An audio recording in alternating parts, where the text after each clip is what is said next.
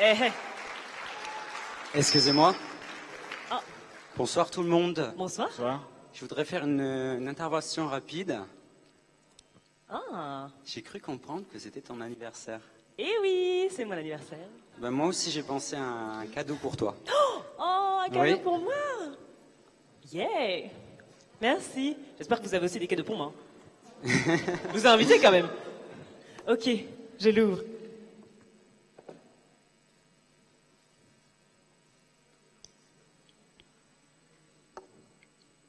Wow. Mais qu'est-ce? Mais je te reconnais. Tu es le fameux auteur de ce fabuleux ouvrage dont tout le monde parle en ce moment. Je sais pas si je suis un fameux auteur, mais je sais pas si vous savez de quel livre on parle. Non? Vous savez pas? Non? Bah tant mieux. Parce que ce soir j'ai une annonce à vous faire.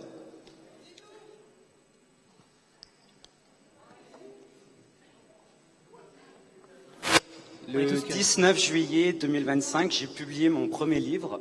Il s'appelle Arthur et le monde de Grolg.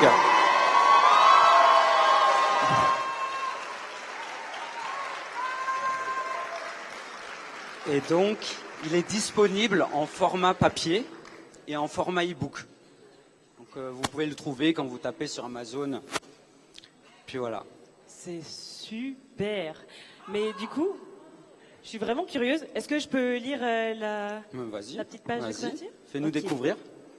Alors, ça dit: les défenses de la muraille, l'impénétrable rempart qui divise le monde de Grolg, ont été brisées. Qui est derrière tout ça? Personne ne sait.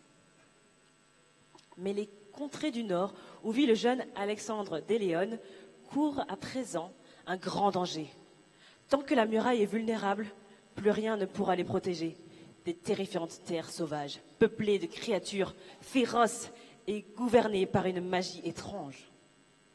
C'est en réponse à cette menace qu'apparaît un jour à la porte de sa maison à Métimbourg, je suis désolée, un mystérieux personnage qui fera mention au jeune garçon d'un certain Arthur, dont l'incroyable destin semble si étroitement lié à celui d'Alexandre. C'est alors que son frère et lui, deux garçons ordinaires, s'engageront dans une aventure épique au service d'un être puissant qu'ils n'ont encore jamais connu. Voilà. Donc, vous avez un petit aperçu.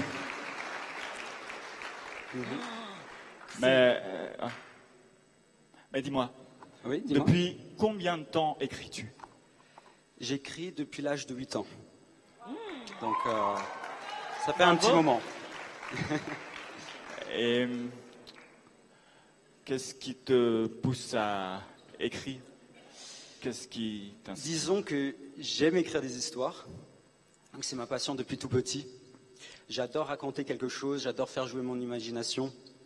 Et donc, c'était pour moi le moyen, depuis tout petit, de mettre déjà à l'écrit ou de donner une trace ou donner vie à mon histoire. Donc, voilà. Incroyable.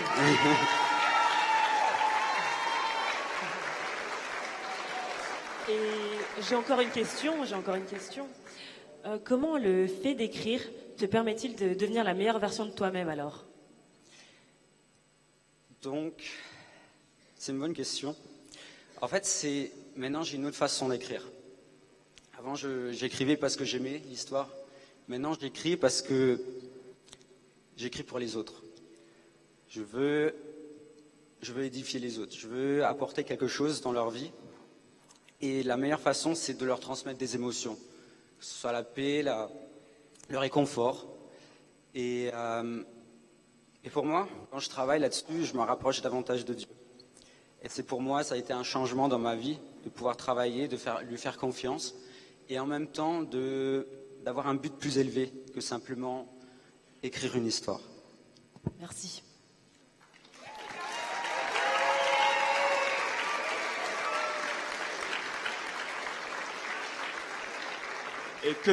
Et que fais-tu lorsque l'inspiration peine à arriver?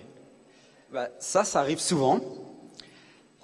Il y a une citation qui m'aide, c'est « Quand tu es bloqué dans ta tête, bouge ton corps ».